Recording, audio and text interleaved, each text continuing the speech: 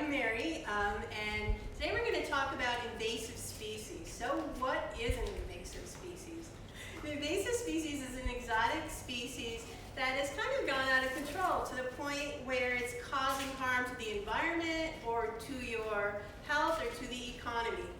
And unfortunately, invasive species are really becoming quite prevalent and are taking over a lot of our habitats.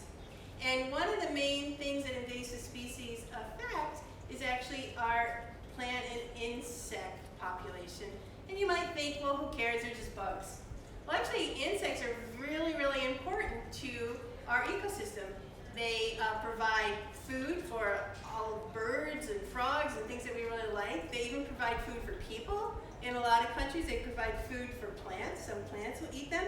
They also pollinate a lot of our vegetables and our fruit, so they're really important that way. I'm sure everybody likes to eat gummy worms or have used crayons or used chapstick. A lot of that stuff comes with beeswax. If you have a silk nightgown, that comes from a worm, the silkworm. So insects are really important. And one of the main things they do is decompose things. So if we didn't have decomposers, all the stuff, the dead leaves, the dead animals, the fruit, rotting fruit, would all just kind of build up and really smell and become a problem. So we have these wonderful decomposers. And today I have what are called hissing cockroaches. They're Madagascar hissing cockroaches, and now you're all probably going, ooh, cockroaches. They're not the same as the ones you have in your house. If you have hissing cockroach in your house, you have bigger problems than cockroaches. So they come from Madagascar, and actually in the wild, they're becoming endangered because of their habitat. They come from the rainforests of Madagascar, and their habitats are being destroyed by invasive species, by logging, by lots of different things. And so because their habitat is being destroyed, the cockroach population is going down. And then again, you might think, who cares? But these, if you see, this is a tasty little treat right here for a lot of animals that need a big dose of protein. So they're really important. Plus, they're great decomposers. They break down all the leaves and fruits in the jungle. Now, hissing cockroaches are called hissing cockroaches because that's their main defense. They have little holes on their little spiracles, it's called, on their abdomen, and they push air through them. And that serves a few different purposes. One of the things is when they're all hiding together under logs, because that's where you're going to find them, is under pieces of wood or logs, and a predator comes looking for them, they start making that hissing sound. The predator might think that there's a snake under there, and they might be a little hesitant to tangle with the snake, so they'll go away. They also have a hiss for males defending their territory. They have a hiss for just communicating with each other. They've done research where they actually have 4 different sounds that they make. And you probably don't think of insects as really communicating with each other, but they actually do. We know it's an insect because they have 6 legs, 3 body parts. They have the head, the abdomen, and the thorax. They have antennae. And these guys go through what is known as incomplete metamorphosis. So if you can see all these right here, these are all various stages of cockroach development. So there's tiny ones that were probably just hatched, all of the different sizes. And they go through different larval stages. They just keep molting and getting a little bigger until they get to their adult stage. And they can actually live about 5 years. Now, we don't have insects around here that live that long because we have winter. And that pretty much takes care of most of our insect population because they can't survive the winter. Where these guys live in tropical countries. Now, your quest for this week is going to be to take your hand lens, which will be in your kit, and go out into your habitat, into your neighborhood, into your local park, and start looking at some insects up close. And start looking at them and seeing maybe what they are doing, how they fit into that ecosystem, how important they are, if they're decomposers, if they're pollinators, if they're just a food supply. And then in your journal, you're going to be drawing an insect that you see, plus other stuff that Carol's going to tell you about. All right, well, thank you.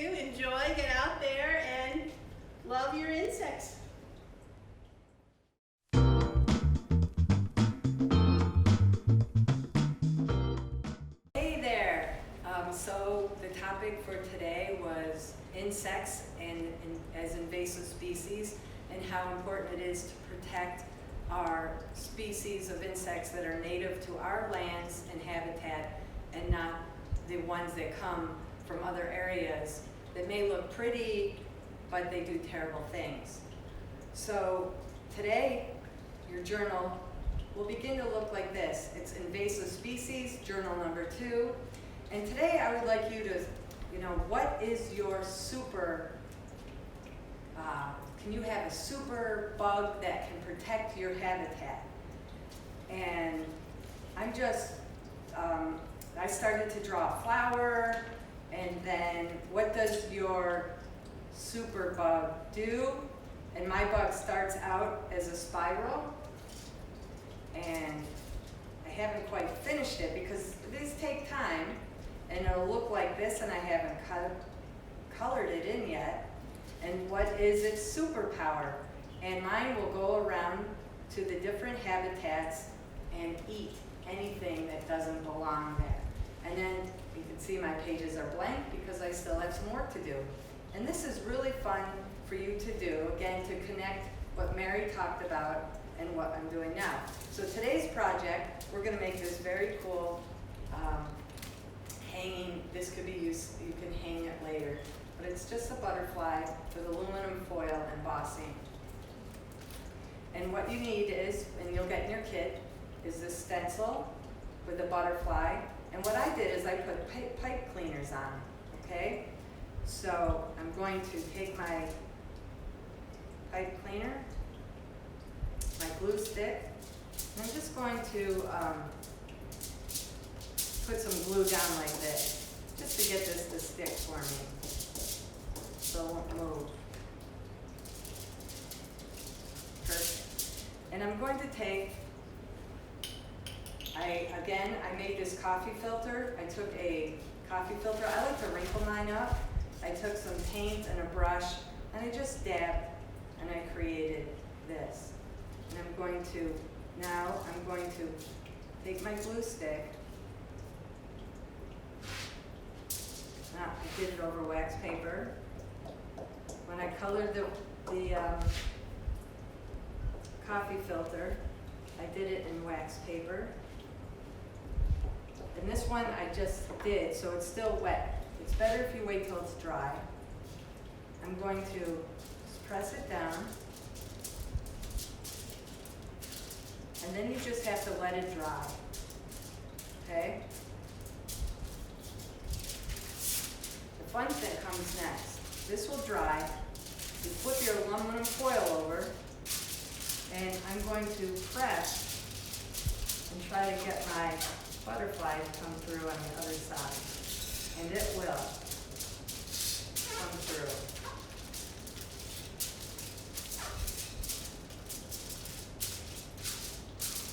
You can start seeing it appearing. It takes a little time. I'm going a little quicker.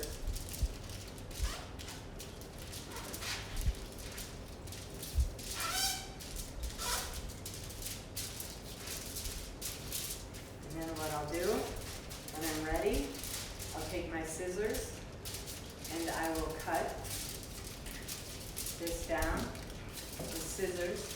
I'm ripping now, but you want to use scissors. Thank you, Sawyer, for my scissors. And then just carefully cut around the circumference of, going all the way around. Okay, so you finish that. And when it's done and dry, you'll have this sweet little decoration that you can use. Well, we're going to use it later on in another art project. I'll show you. But you can punch a hole and hang a string. You can make a bunch of these and hang them from a stick. You can think of lots of different things to do with it. But the most important thing is to think about how you can help your environment and your habitat, and how you can tell your parents and your friends and spread the word throughout the community how important it is to know about invasive species and to control invasive species.